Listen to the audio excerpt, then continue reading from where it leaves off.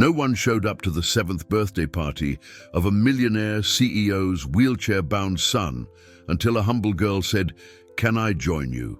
And their lives changed forever that day.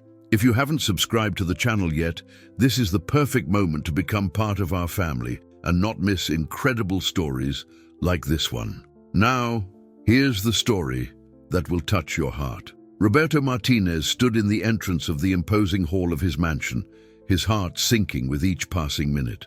Blue and gold balloons floated to the high ceiling, and a magnificent medieval castle-shaped cake remained untouched on the oak table.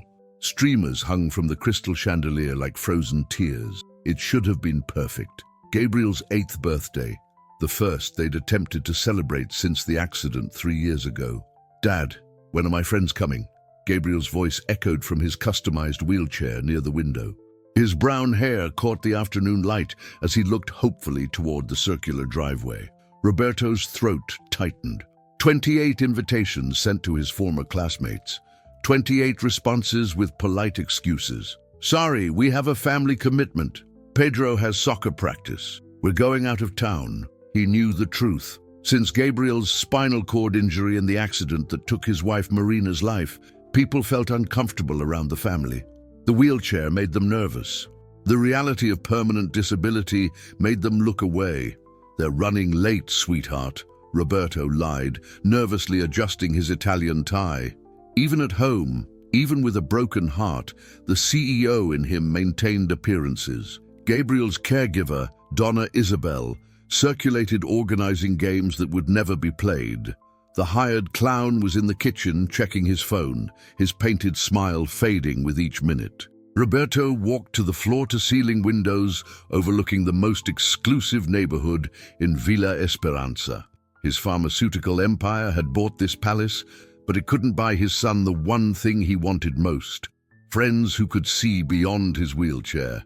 "Mr. Martinez," Donna Isabel whispered, approaching carefully. "Perhaps we should—" A gentle knock at the front door interrupted her words. Roberto's heart jumped. Finally, someone had come.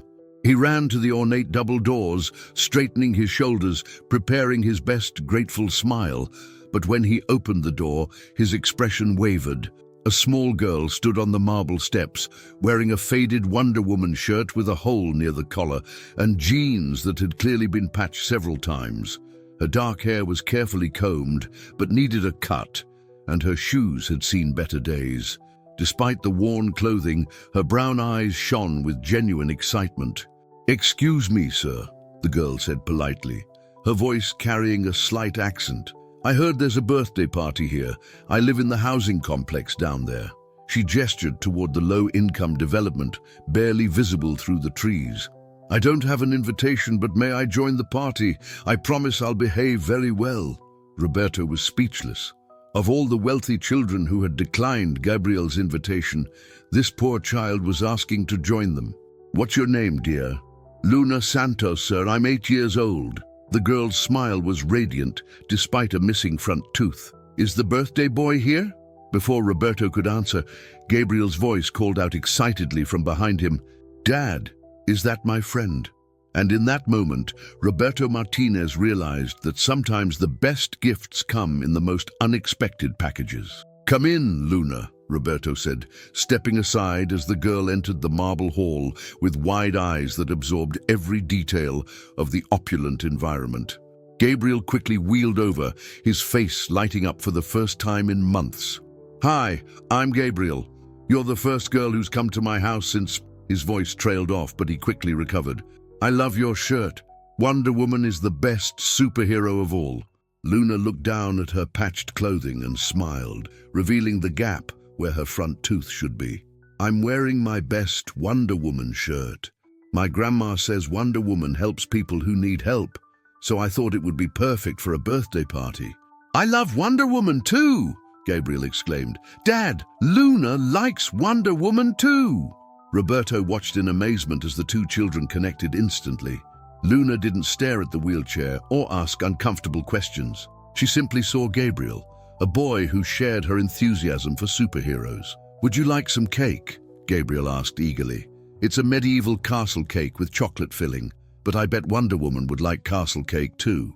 I've never had castle cake before, Luna admitted, her eyes widening. My birthday cakes are usually from the supermarket, but they taste just as good when Grandma sings to me in Portuguese and Spanish. Donna Isabel served generous slices on the fine china that hadn't been used since Marina's death. Roberto found himself doing something unprecedented, sitting on the expensive Persian rug with the children instead of maintaining his usual formal distance. "This is the most delicious cake in the whole world," Luna declared between careful bites.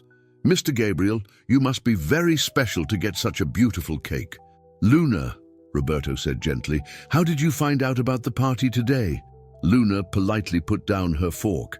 "I was walking to the bakery for my grandma when I saw all the beautiful decorations through your big window.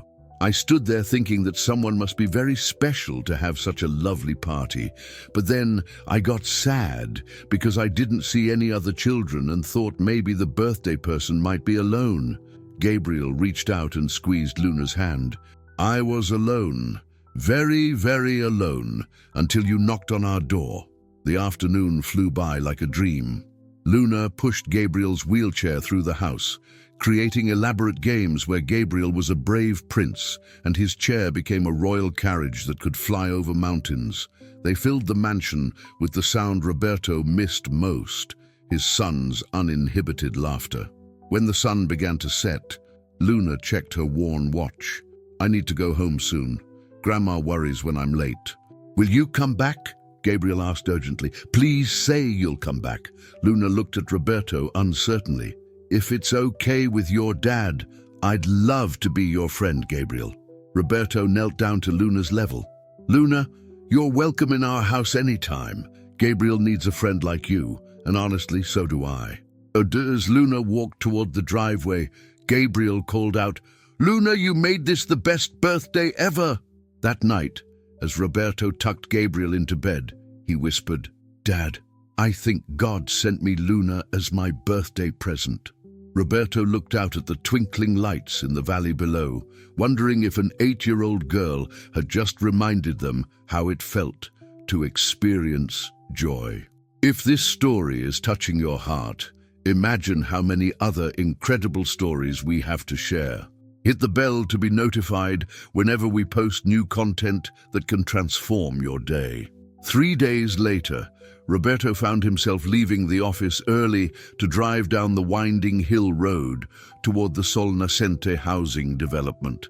Gabriel had been asking about Luna constantly, wanting to know if she was okay, if she was alone after school. The drive revealed a landscape Roberto rarely noticed. His mansion perched atop the hill like a crown, while modest buildings clustered in the valley. The contrast was stark, but illuminating. Sol Nascente wasn't the disaster Roberto had expected. The buildings showed their age, but everything was clean and well-maintained. Small gardens bloomed with careful attention, and the playground gleamed with fresh paint and loving repairs. Roberto knocked on apartment 3C, feeling overdressed in his expensive clothes. An elderly Hispanic woman opened the door, her presence immediately conveying dignity and warmth. Her silver hair was neatly pinned up, and despite her simple floral dress, she carried herself with unmistakable grace. "You must be Gabriel's father," she said in clear Spanish, but with an accent. "I'm Esperanza Santos, Luna's grandmother. My granddaughter has talked about nothing but her new friend since Saturday. Mrs. Santos, I wanted to thank you for raising such a wonderful girl.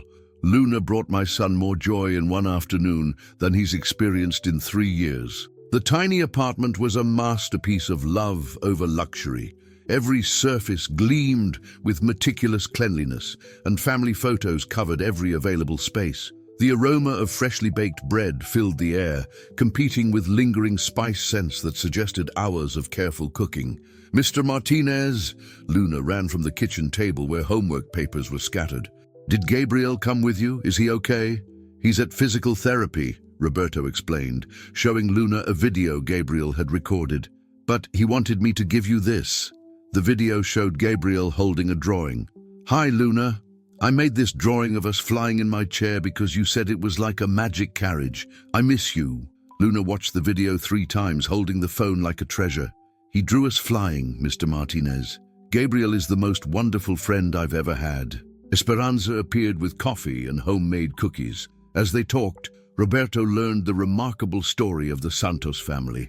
Esperanza had arrived from Mexico 45 years ago, learning Portuguese by watching children's shows and volunteering at church.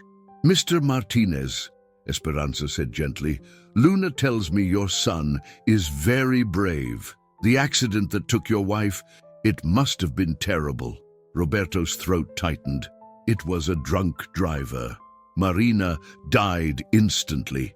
Gabriel's spine was severely damaged. For months, we didn't know if he would survive. And you've been carrying all the pain alone, Esperanza observed. Luna was listening quietly. Mr. Martinez, is that why Gabriel sometimes looks sad? Because you're both carrying heavy feelings? The insight hit Roberto like a punch. Yes, Luna, I think you're right. My grandma says that heavy feelings become lighter when you share them with people who care about you, Luna continued. That's why we pray together every night, for everyone who might be carrying something heavy. We've been praying for your family since Saturday, Esperanza added, for healing, for peace, for joy to return to your home. Roberto looked at this woman and child who had so little, but spent their nights praying for strangers. Why? Because when you see someone suffering, you help them, Luna said simply. That's what people do.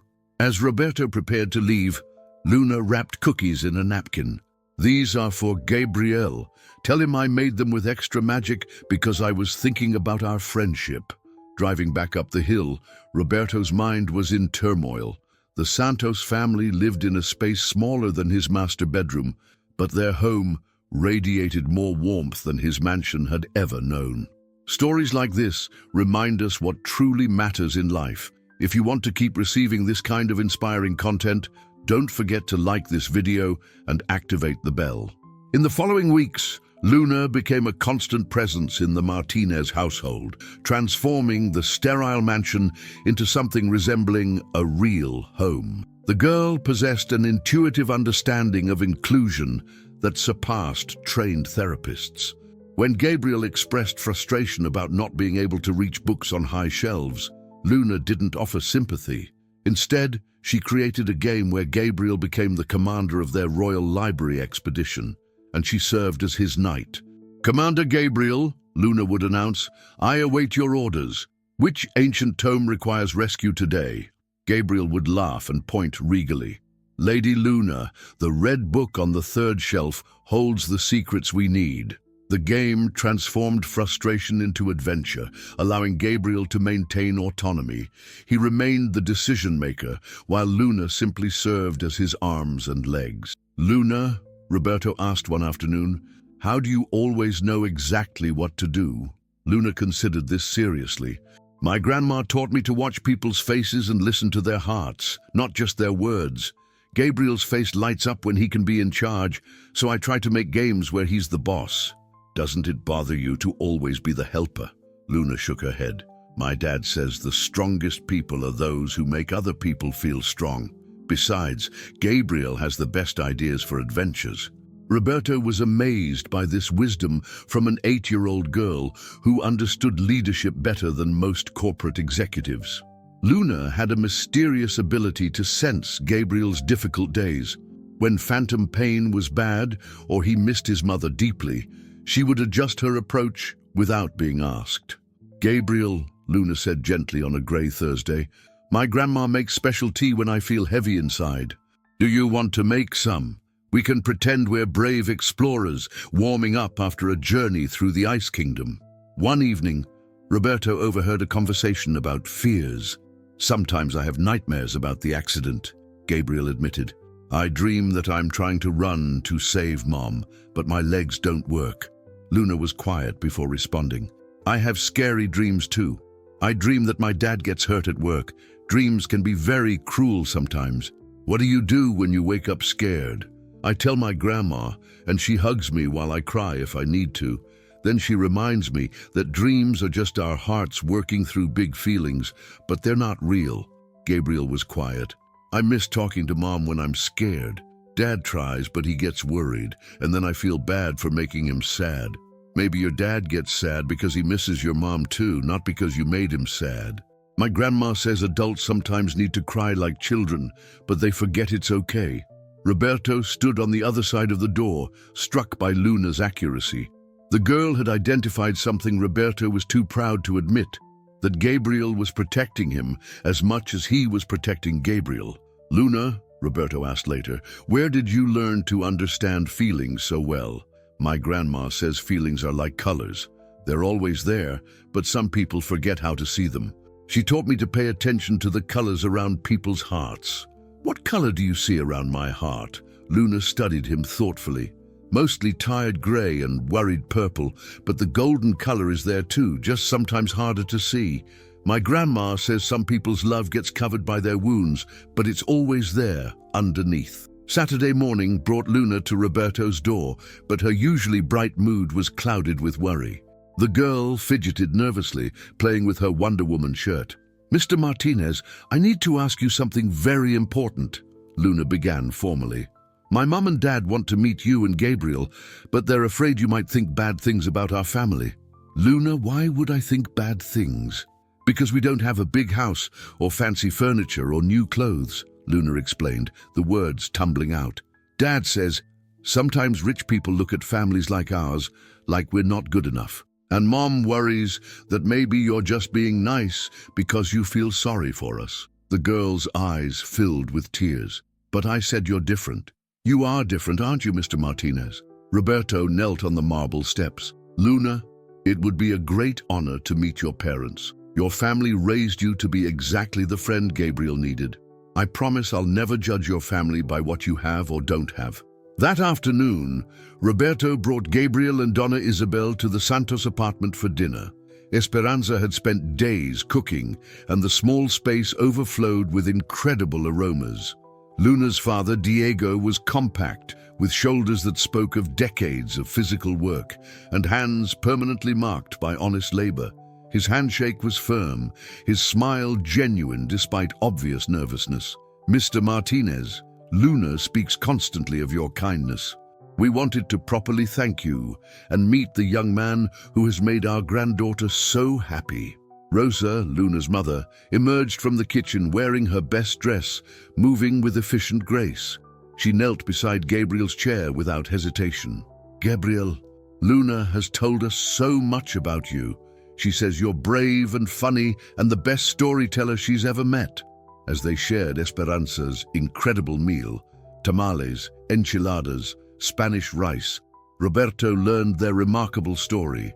Diego had arrived from Mexico with nothing but determination, working construction while attending Portuguese classes at night, sending money home while saving to bring his family north. Rosa had followed 2 years later, working factory jobs while pregnant, attending nursing school with a small child, building a career caring for others. We may not have money for fancy things, Rosa said, watching Luna help Gabriel navigate his wheelchair, but we gave her something more valuable, knowing that her worth comes from how she treats others, not from what she owns. Luna is the kindest person I've ever met, Gabriel said. How did you teach her to be so nice? Esperanza laughed. We teach that every person has a story, and most people are fighting battles we can't see. When you remember that, kindness becomes natural. After dinner, Luna showed Gabriel her room. A narrow bed, small table, walls covered with family photos and school certificates. She pulled out a worn shoebox. Gabriel, these are my special treasures. Inside were simple items: a smooth stone, a thank you card from an elderly neighbor, a pressed leaf, Gabriel's drawing carefully preserved in plastic. These are better than expensive toys because each one represents a happy memory or someone who cares about me. My grandma says the best treasures are moments when you felt loved. As they prepared to leave, Diego pulled Roberto aside. Luna comes home talking about you too. She says, you look sad sometimes, even in your beautiful house. Roberto's throat tightened. I lost my wife 3 years ago. It's been hard. We've been praying for your family's healing. May I share something? Father to father, forgiveness of circumstances, of limitations, of ourselves is the only way forward. Your son needs to see you find joy again. Driving home, Gabriel was thoughtful. Dad, they don't have much money, but they seem so happy. Why? I think they've discovered that happiness doesn't come from having things. It comes from loving people. Gabriel nodded. Do you think we could learn to be as happy as Luna's family? This is one of those stories that makes us reflect on our own lives. If you're enjoying this journey, consider subscribing to the channel for more content that can change your perspective. Monday morning brought crisis to Martinez Pharmaceuticals. Roberto was in his glass conference room facing 12 anxious board members while stock prices blinked red on multiple screens. Roberto, Anvisa's rejection of our arthritis drug just eliminated 6 months of gains, declared board member Fernando Whitman angrily. We need immediate damage control. What about the Medcore acquisition? Pressed another member. Their cardiac medication patents could offset this disaster. Roberto heard the familiar crisis management, quick suggestions about damage control, financial maneuvers, strategic responses. When had business meetings become only about protecting profits instead of serving patients? We need strategic layoffs, suggested CFO Marcos Weber. Research and development has been our biggest expense with lowest return. If we cut the rare diseases division and focus on profitable conventional drugs, that would affect hundreds of jobs and abandon patients with rare diseases who have no other options, Roberto said quietly. Weber shrugged. We can't save everyone. We have fiduciary responsibility to shareholders. As the discussion continued, Roberto found himself thinking about Luna's wisdom about planting kindness like flowers, about Esperanza's gentle insistence that all people deserve dignity. When had his company's mission changed from healing suffering to maximizing profits? Roberto, Whitman's sharp voice interrupted. You seem distracted. This company needs decisive leadership, not daydreaming. I'm here, Roberto replied, but he realized part of him wasn't. Part of him was in a cramped apartment where a family with almost nothing possessed everything that truly mattered. The meeting dragged on for 3 hours. Lawyers discussed liability. Accountants presented cost-cutting scenarios. Marketing outlined PR campaigns. But notably absent was any mention of arthritis patients who would continue suffering or moral implications of abandoning research simply because it wasn't immediately profitable. That evening, Roberto found Luna and Gabriel in the garden, tending to small pots of seeds they had planted. Dad, Gabriel called out excitedly, come see how our flowers are growing. Luna says they're being patient like we need to be. Luna looked up from the soil, dirt smudging her cheek. Mr. Martinez, look, the seeds are becoming real plants. My grandma says this is the most magical moment when something small becomes something beautiful. How do you know they're growing properly? Roberto asked, kneeling beside them. You can't rush them, Luna explained seriously. Each plant has its own schedule. They need water, sunlight, good soil, and patience. But most important, they need someone who believes they can grow into something beautiful. Mr. Martinez, may I ask you something? In your work, do you help people feel better? Gabriel said you make medicines. We try, Luna. But sometimes business gets complicated.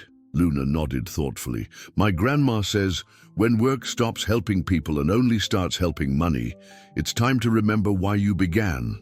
That night, Roberto was in his office, surrounded by awards celebrating his pharmaceutical empire's success. Stock charts covered his desk, representing years of strategic decisions designed to maximize corporate value.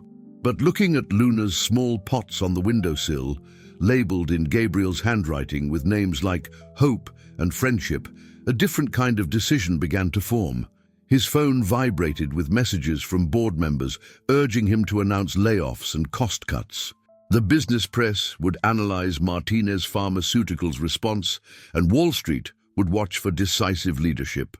Yet looking at those small pots where invisible seeds were becoming visible flowers, Roberto found himself asking, what if there was another way to lead? What if Luna's family's wisdom could guide a pharmaceutical company towards something better? The question that would change everything. What would Luna do? Tuesday morning, Roberto Martinez entered the Martinez Pharmaceuticals conference room carrying something no one expected, a child's drawing of two stick figures holding hands under a rainbow, carefully preserved in a plastic folder. He placed it on the polished mahogany table next to thick financial reports and legal documents representing millions of dollars in corporate decisions. The conference room itself was a monument to pharmaceutical success. Floor-to-ceiling windows overlooking the city, original art worth more than most people's homes, and leather chairs that cost more than the average monthly salary. "Ladies and gentlemen," Roberto began, his voice firm with newly discovered purpose that surprised even him. "I've made a decision about our response to the Anvisa rejection and our future direction as a company." Fernando Whitman leaned forward expectantly, his expensive suit perfectly pressed, his confidence radiating the arrogance of someone who believed he'd won before the battle began. "Excellent, Roberto. The layoffs and cost-cutting measures we discussed yesterday should quickly restore investor confidence." "We're not laying off anyone," Roberto interrupted, his words falling into the room like stones in still water. "Instead, we're doubling down on research and development, particularly rare diseases and medications for underserved populations." The conference room exploded in shocked murmurs and angry whispers. CFO Marcos Weber almost spilled his coffee, staining his tie with dark liquid that matched his expression. "Roberto, this is financial suicide. Our stocks are already plummeting. Wall Street will crucify us." "Actually, Marcos, it's the opposite. We're returning to our founding mission, healing people, not just maximizing profits for shareholders who never see the faces of patients we could help." Patricia Henley's perfectly manicured fingers drummed impatiently against the table. Her engagement ring caught the light like a weapon. "Roberto, have you completely lost your mind? Shareholders will revolt. We'll face lawsuits. The board will never support this madness." Roberto looked around the table at faces he'd known for years, people who had helped build his pharmaceutical empire, but who had somehow lost sight of why they'd entered healthcare in the first place. "I've been thinking deeply about what success really means. A very wise 8-year-old girl recently taught me that when work stops helping people and only starts helping money, it's time to remember why you began this journey." "An 8-year-old girl?" Whitman's voice dripped with contempt and disbelief. "You're basing multi-million-dollar corporate strategy on a child's advice. Roberto, this is a boardroom, not a kindergarten classroom. This child has shown more wisdom about human dignity, compassion, and true leadership than this entire boardroom combined." Roberto's voice grew louder, fueled by conviction he hadn't felt in years. "We're going to prove that a pharmaceutical company can be both profitable and principled, both successful and ethical." Weber frantically pulled out his tablet, fingers flying through spreadsheets and financial projections. "The numbers absolutely don't support this fantasy, Roberto. Compassion doesn't pay dividends to shareholders. Good intentions don't fund research and development. Maybe we've been measuring dividends completely wrong, Marcos. Maybe we've been so focused on quarterly profits that we forgot why people become doctors and scientists in the first place." Roberto outlined his revolutionary plan with growing passion. Martinez Pharmaceuticals would establish a foundation providing free medications to families who couldn't afford them. They would continue researching rare diseases regardless of market size or profit potential. They would partner with community clinics in underserved areas, bringing healthcare to people forgotten by an industry obsessed with profit margins. "Exactly how are we going to fund this corporate charity project?" Henley asked sarcastically, her tone suggesting she thought Roberto had suffered some kind of mental breakdown. "Are you planning to print money in the laboratory? By cutting excessive executive bonuses, reducing marketing budgets for drugs that sell themselves out of medical necessity, and eliminating unnecessary luxury expenses like this conference room's monthly fresh flower budget that costs more than most families spend on groceries?" Roberto's smile was grim but determined. We'll discover that helping people is remarkably good for business when you measure success correctly. The meeting degenerated into chaos. Threats of board revolts, shareholder lawsuits and corporate coups. But when Roberto walked to his corner office afterward, passing employees who looked at him with new respect and curiosity, he felt lighter than he had been in years. His assistant handed him an urgent message with worried eyes. "Your son called from school, Mr. Martinez. He wanted you to know immediately that Luna's grandmother has collapsed and is in the hospital. The family is asking for prayers." Roberto's transformation was about to be tested sooner and more dramatically than he had ever hoped. Roberto found Luna in the pediatric waiting area of Santa Maria Hospital, sitting alone on a chair designed for adults, her small frame making her look even younger and more vulnerable. The girl's favorite Wonder Woman shirt was wrinkled and tear-stained, her usually bright eyes red and swollen from crying, but she sat with the stoic dignity Roberto had come to associate with the entire Santos family. "Luna," Roberto said gently, sitting in the adjacent chair. "Gabriel told me about your grandmother. How is she? Have the doctors said anything?" Luna's lower lip trembled slightly, but her voice remained steady. "The doctors say her heart is very, very sick. Mr. Martinez, they use big words I don't understand, but I can see in Mom's eyes that it's very bad." The girl paused, struggling with emotions too big for her small body. "Dad is trying to be strong, but I saw him crying in the bathroom when he thought no one could see. Mom keeps praying and holding Grandma's hand. But what if she goes to heaven like your wife did? What if I never get to tell her I love her again? Luna, were you able to see her, talk to her?" For a few minutes, but she looked so small and fragile in that big hospital bed with all the tubes and beeping machines around her. Luna wiped her nose with a crumpled tissue. "But you know what? Even though she was so sick, she smiled when she saw me and said, 'Mija, remember what I taught you about planting flowers. Remember that kindness keeps growing even when we can't see the gardener anymore.'" What did she mean by that, Luna? That the good things we plant in people's hearts live forever, even if something happens to us. That every time someone is kind because they learned kindness from us, part of us keeps living in the world. "Mr. Martinez, may I ask you something very important? It's about money, and I know that's grown-up stuff, but..." Luna's voice dropped to a whisper. "The doctors said Grandma needs a special heart medicine that costs more money than our family has ever seen. It's called something like CardioMax, and it could save her life." Roberto's blood froze with recognition and growing horror. "Luna, what exactly is the name of the medication? Do you have that written down?" Luna carefully extracted a crumpled paper from her pocket, a prescription covered with medical terminology. Dad tried to understand what the doctor was saying, but the numbers made him very pale. "The medicine costs more than Dad earns in 6 months of construction work." Roberto studied the prescription, his worst fears confirmed. CardioMax 7, one of Martinez Pharmaceuticals' most effective cardiac medications. The bitter irony wasn't lost on him. While he'd been sitting in boardrooms debating corporate strategy, the family that had taught him about true wealth was facing losing their matriarch because they couldn't afford his own company's medication. "Luna, I need to make some very important calls now. Will you be okay here for a few minutes?" 25 minutes later, Roberto burst through the doors of Esperanza's hospital room, where Diego and Rosa kept vigil beside her bed, their faces marked by exhaustion and despair. "Mr. Martinez?" Diego said, surprised, standing with obvious confusion. "You didn't need to come here. We know you have important work." "Diego, Rosa, there's nothing more important than this." Roberto turned to the attending physician.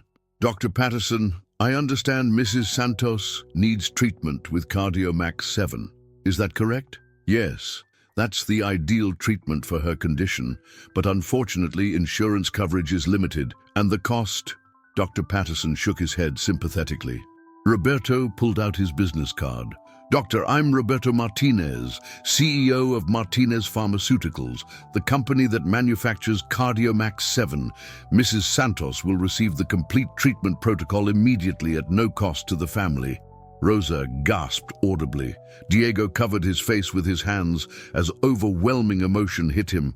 Esperanza's weak but unmistakable voice cut through the room's emotional intensity. "Mijo, you didn't need to do this for us. We're just simple people.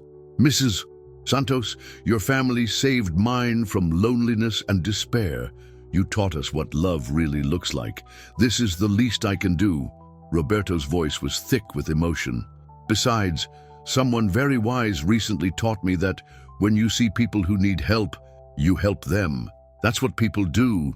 Esperanza's smile lit up the sterile hospital room like dawn. "Luna has been a very good teacher." But when Roberto left the hospital that night, his phone was ringing incessantly with increasingly urgent and angry messages. His board members had called an emergency meeting. If you're feeling the emotion of this story as much as I am telling it, don't forget to like and share with someone who needs to hear this message of hope. The emergency board meeting resembled a corporate tribunal designed for public execution. Roberto faced not only his 12 regular board members, but also several major shareholders who had flown in on emergency flights. Fernando Whitman stood at the head of the table like a prosecutor presenting his case, his usually perfect composure replaced by barely controlled fury. "Roberto, your recent decisions have put this entire company in serious jeopardy, offering free medications to anyone who claims they can't afford them. Do you have any understanding of the financial implications?" "I understand that we'll finally be fulfilling our company mission statement," Roberto replied with forced calm. "The one prominently displayed in our lobby that says we exist to heal, give hope, and help humanity." "Mission statements are marketing tools," retorted chief shareholder Elena Blackstone. "Your emotional response to your son's friendship is clearly clouding your professional judgment to a dangerous degree." "My judgment has never been clearer. We have an unprecedented opportunity to prove that ethical business practices and long-term profitability aren't mutually exclusive." CFO Marcos Weber stood with grim financial projections. "Roberto, if we provide free medications to even 10% of patients who can't afford current prices, we'll lose more than 40 million annually. And if we don't help those patients, Marcos, how many will die unnecessarily? How many families will face bankruptcy trying to pay for medications that cost us pennies to manufacture? That's simply not our responsibility as a corporation," Whitman argued with cold logic. "We're a pharmaceutical company with fiduciary duties to shareholders. According to whom? Who decided that helping people and earning reasonable profits had to be mutually exclusive?" Elena Blackstone leaned forward like a predator. "Roberto, I've been authorized by the major shareholders to deliver an ultimatum. Either you abandon these idealistic policies immediately, or we'll call an emergency vote of no confidence in your leadership." Roberto could lose everything: his company, his fortune, his ability to provide for Gabriel. The safe choice was obvious: back down, apologize, return to business as usual. But looking around the table at faces hardened by years of putting profit over purpose, Roberto heard Luna's innocent voice echoing in his memory. "When work stops helping people and only starts helping money, it's time to remember why you began." "I understand your concerns completely," Roberto said finally, his voice firm despite the enormity of what he was risking. "But I won't abandon this path. I've seen what's possible when we remember that pharmaceutical companies exist to heal people, not just enrich shareholders. If you want to remove me as CEO, call your vote." The room exploded in arguments, threats, and desperate negotiation attempts. 3 hours later, the vote was finally called. By the narrowest possible margin, 7 votes to 6, Roberto retained his position as CEO, but the victory felt hollow and temporary. As Roberto drove home that night, his mind reeling from the corporate war, his phone rang with Luna's excited voice, filling the car like sunshine. "Mr. Martinez, great news. Grandma is getting better. The medicine is working exactly like the doctors hoped, and they say she can go home in just a few days." Despite everything, Roberto found himself genuinely smiling for the first time in weeks. At least one thing had gone exactly right. 2 weeks later, Roberto was in his home office reviewing troubling financial reports when Gabriel wheeled in with Luna behind him. Both children showed unusual seriousness. "Dad, we need to tell you something very important," Gabriel said, his voice carrying gravity that seemed too mature for his 8 years. "Something that might change everything we thought we knew." Luna nodded solemnly. "It's about my family, Mr. Martinez. There's something very important we didn't tell you, not because we wanted to keep secrets, but because we didn't think it mattered until now." "What is it? You both look like you're carrying the weight of the world." Gabriel looked to Luna for encouragement. "Luna showed me some old papers in her grandmother's room when we visited her in the hospital. Special papers about her grandfather, who died before Luna was born. My grandfather died when I was just a baby," Luna explained, her voice full of reverence. "But Grandma keeps all his important papers in a special box that smells like cedar wood and old memories." Luna carefully pulled out a worn envelope from her pocket. "Mr. Martinez, my grandfather. His full name was Dr. Eduardo Santos. He wasn't just a regular doctor.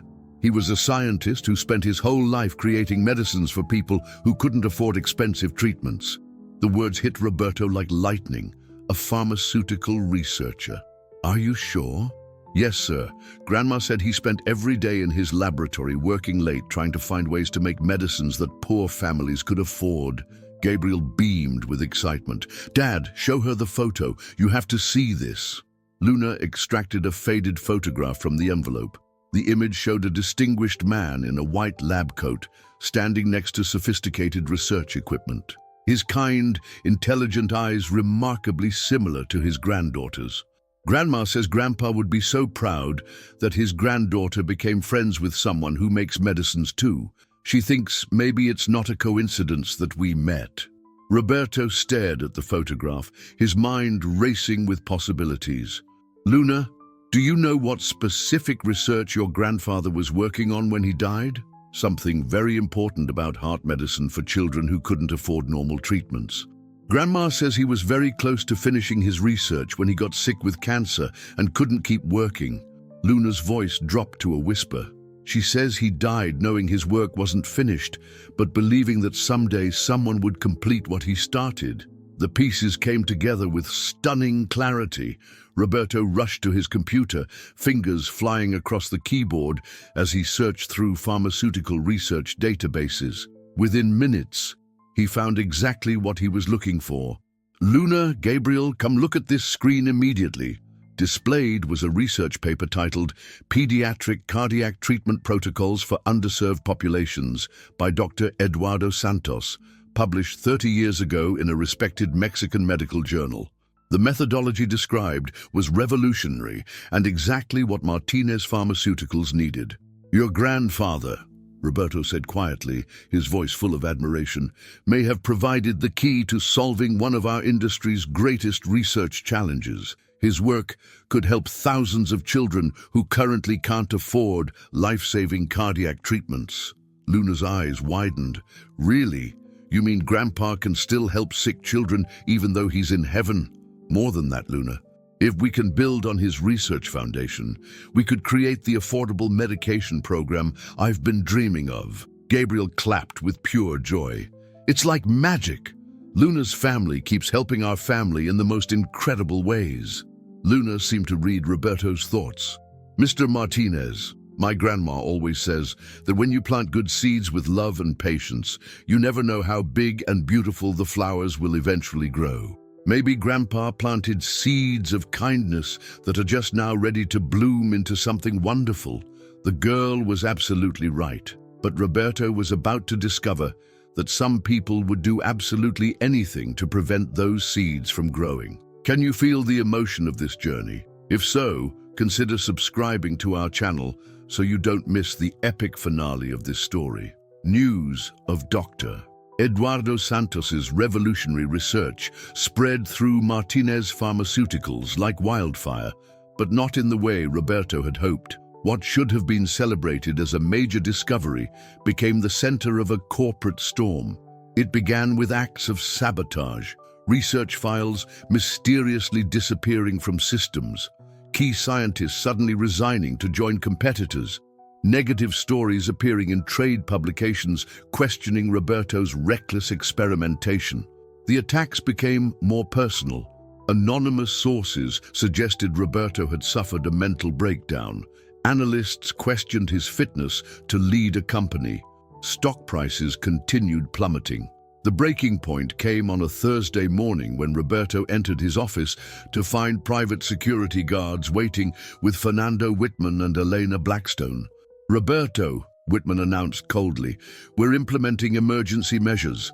Effective immediately, you're suspended from all duties pending a comprehensive review of your recent decisions and mental fitness to lead." "You can't do this," Roberto replied. "Actually, we can," Elena announced with cold satisfaction, reading from a prepared legal statement. "We've extensively documented a clear pattern of increasingly erratic behavior." She enumerated the charges: basing business decisions on children's advice, implementing costly charity programs without approval, pursuing research based on 30-year-old papers from a foreign scientist with questionable credentials. Dr. Santos was a brilliant researcher whose work could revolutionize pediatric cardiac treatment, Roberto protested. Dr. Santos was a small-town Mexican doctor whose granddaughter obviously manipulated you through your disabled son, Whitman sneered cruelly. That family targeted you from the beginning. Face reality, Elena interrupted ruthlessly. A poor Mexican girl mysteriously shows up at your son's party, befriends him, introduces you to her sick grandmother who needs expensive medication, and suddenly you discover her grandfather's research. It's obviously an elaborate con. The accusations hit Roberto like physical blows. Could he have been manipulated? But then he remembered Luna's genuine tears, Esperanza's authentic wisdom, Diego's quiet strength. No one could fake that kind of kindness. "You're completely wrong about the Santos family," Roberto said with growing conviction. "They showed us what true wealth really looks like." "Security will escort you from the building immediately," Whitman announced. "The board will vote on your permanent removal Monday morning." As Roberto packed his belongings under surveillance, his phone buzzed with a message from Gabriel. "Dad, Luna's family wants to invite us for dinner Sunday. I have something very important to tell you that I think will make everything better." Despite everything, Roberto found himself smiling. Some invitations were infinitely more important than board meetings. Sunday dinner at the Santos apartment was a revelation. Despite reports calling them con artists, the family welcomed Roberto and Gabriel with the same genuine kindness they'd always shown. "Mr. Martinez," Esperanza said gently, "we heard about your troubles at work. We're sorry that helping us has caused you so much pain." "Helping you caused nothing," Roberto replied firmly. It revealed the fundamental difference between people who genuinely care for each other and people who only care about accumulating money and power. Luna had been unusually quiet during dinner. Finally, she spoke with seriousness.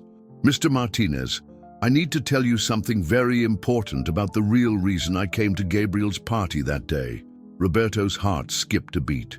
Was there calculation behind Luna's initial approach? "The truth is," Luna continued with pure honesty, "I was walking to the store when I saw Gabriel through his window, and he looked so incredibly sad and lonely. My grandma always taught me that when you see someone who genuinely needs a friend, you become their friend. That's the only reason I knocked on your door, because Gabriel needed someone who could see how special he really is." Gabriel hugged Luna tightly, tears streaming. "And that's exactly why I have something important to tell you too, Dad. Luna's family didn't change us or trick us. They helped us remember who we really are." As Roberto looked around the small apartment full of love and unwavering moral values, he realized Gabriel was absolutely right. Tomorrow, he would fight the most important battle of his professional life, but tonight, he was exactly where he belonged. If you've made it this far in the story, it's because you're truly connected to this emotional journey. How about leaving a comment telling us what you're feeling? Monday morning arrived like Judgment Day. Roberto entered the Martinez Pharmaceuticals conference room for what everyone expected to be his final meeting as CEO. But he wasn't alone. Luna sat beside him on a chair that dwarfed her small frame, wearing her best clothes and carrying a folder that would change everything. "This is highly irregular," Fernando Whitman protested. "Children don't belong in corporate boardrooms." "Luna Santos has something to say that relates directly to this company's future," Roberto replied calmly. "She deserves to be heard." Elena Blackstone drummed impatiently. "We're not here to indulge fairy tales. The vote is a formality. Your removal as CEO has already been decided." But as Luna stood on her chair to address the room, something unexpected happened. The girl's presence, her dignity, her quiet courage, commanded attention in a way that surprised even Roberto. "My name is Luna Santos," she began, her 8-year-old voice clear and strong. "You don't know me, but you've been talking about my family for weeks. You think we're bad people who tricked Mr. Martinez, but I want to tell the real truth." She opened her folder with ceremonial care. "My grandfather was Dr. Eduardo Santos. He spent his whole life trying to make medicines that poor families could afford. When he was dying, he told my grandma that someday someone would finish his work and help sick children everywhere." Luna pulled out her grandfather's research papers, now translated and professionally analyzed. Mr. Martinez's scientists looked at Grandpa's work. "They say it's brilliant, that it could help thousands of children who are sick but can't afford medicine." Patricia Henley leaned forward despite herself. "What exactly are you suggesting, child?" "I'm not suggesting anything," Luna replied with surprising confidence. "I'm telling what my grandma taught me. She says that when you plant flowers, you don't plant them for yourself. You plant them so everyone can enjoy the beauty." She looked directly at Whitman. "Mr. Martinez planted flowers when he decided to help my family. But you want to cut down all the flowers before they can bloom and make the world more beautiful." The room fell silent. Even the hardest board members seemed touched by the girl's sincerity.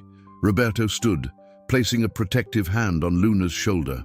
"Luna's grandfather's research isn't just scientifically sound, it's revolutionary. Combined with our resources, we can develop affordable cardiac medications that will help millions of children worldwide. This isn't charity. This is good business with a conscience." "Show them the real numbers, Dad," came Gabriel's voice from the conference room door.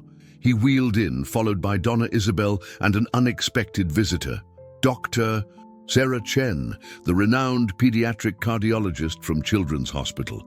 "Gabriel, what are you doing here?" Roberto asked, surprised. "Luna and I called Dr. Chen," Gabriel announced proudly. "We wanted her to see Grandpa's research because she takes care of children with heart problems who can't afford expensive medicines." Dr. Chen approached the table with professional authority that commanded immediate respect. "Board members, I spent the weekend reviewing Dr. Santos's research protocols.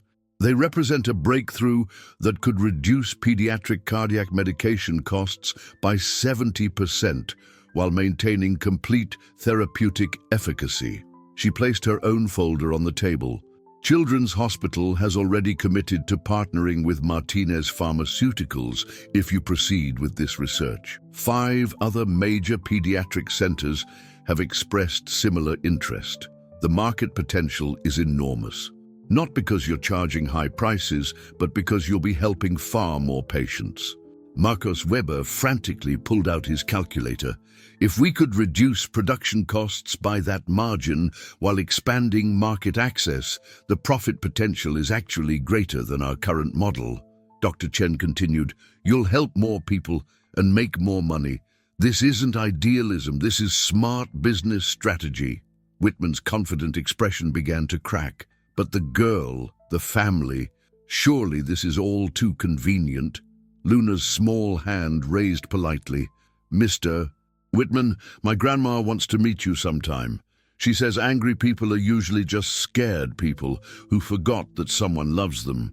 She makes very good cookies and says cookies make everything better." The absurdity of an 8-year-old offering cookies to resolve corporate warfare broke something fundamental in the room's hostile atmosphere.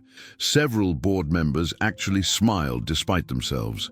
Elena Blackstone studied the research documents with growing admiration. Dr. Santos's methodology is genuinely brilliant. If this research had been published in American rather than Mexican journals, it would have revolutionized our entire industry decades ago. That's exactly my point, Roberto said quietly. We've been so focused on protecting our profits that we ignored innovations that could help us serve humanity better. Luna's family didn't con us. They reminded us who we should be. The vote, when it finally came, was unanimous. Roberto would remain as CEO, and Martinez Pharmaceuticals would immediately begin developing Dr. Santos's affordable medication protocols. But the real victory came afterward, as board members approached Luna with curiosity and genuine respect, asking about her family and her dreams for the future. 6 months later, Roberto was in the same conference room, now decorated with children's art from patients who had received free medications through the Santos Foundation. Company stocks had reached historic highs, not despite their charity work, but because of it. Luna burst through the doors, her report card clutched triumphantly in her small hands. Mr. Martinez Gabriel, I got all A's and my teacher says I can grow up to be a scientist like my grandpa. Gabriel wheeled over to examine the report card with obvious pride. Luna, you're going to discover medicines that help everyone, just like your grandfather wanted. Actually, Luna said with her characteristic thoughtfulness, I think Grandpa already discovered the most important medicine of all. What's that? Roberto asked. Luna's gap-toothed smile lit up the entire room. Kindness. When people are kind to each other, it heals everything. Hearts, families, and even big companies. Roberto looked around the conference room that had once seemed like a corporate battlefield, now filled with laughter, hope, and the promise of healing that extended far beyond medicine. Esperanza had been right. When you plant flowers of kindness, you never know how beautiful the garden will become. Outside the windows, the city stretched below, full of families like the Santos clan who needed both healing and hope. And for the first time in his life, Roberto Martinez knew exactly what his pharmaceutical empire should accomplish. The best prescription, it turned out, had been written by an 8-year-old girl who understood what adults had forgotten.